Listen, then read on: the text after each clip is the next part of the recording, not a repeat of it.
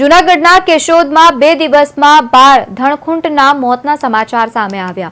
Police દ્વારા તટસ્થ તપાસ કરવામાં આવે તેવી જીવદયા પ્રેમીઓ માંગ કરી રહ્યા છે। મોતને લઈને પોલીસમાં ફરિયાદ નોંધવામાં આવી છે। ધણખૂંટના મૃતદેહને પોસ્ટમોર્ટમ અર્થે હોસ્પિટલ પણ ખસેડવામાં આવ્યું છે।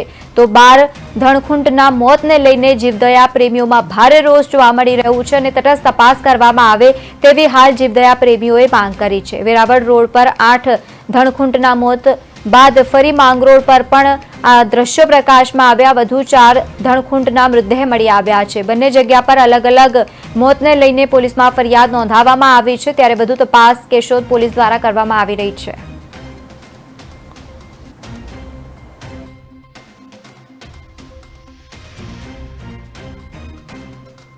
લાયન નેચર ક્લબમાં સેવા આપું છું। આજ રોજ અમને અમારી ટીમને અને તમામ હિન્દુ સંગઠનોને એવી જાણ થઈ કે ધણકૂટને કોઈ ઝેરી દવા આપી અને મોતને ઘાટ ઉતારવાની ટ્રાય કરેલી છે। એટલે અમે સ્ટાર્ટિંગમાં વેરાવળ રોડ ઉપર ગોરસ પાઉંભાજીને અમે 2 ધણકૂટને સારવાર આપેલી, પણ એ બિચારા બચી ન શક્યા। એ પછી એક ધણકૂટના અમને સમાચાર આવવા માંડ્યા, અમને રેસ્ક્યુ કોલ આવવા માંડ્યા કે ભાઈ ધણકૂટ મોતને ઘાટ ઉતરે છે। અત્યારે અમે 8મા ધણકૂટની સારવાર કરીને આવ્યા છે, જે બચી નથી શક્યો।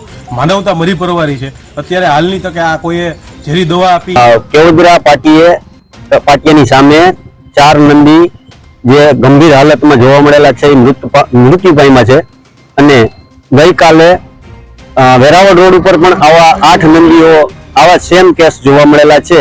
એ વ્યવસ્થિત તપાસ થાય અને એનું મૂળ કારણ જાણવા મળે કે આ મૃત્યુનું કારણ શું હતું, એવી માંગ સાથે કેશોદ પોલીસ સ્ટેશને ફરિયાદ પણ નોંધવામાં આવશે।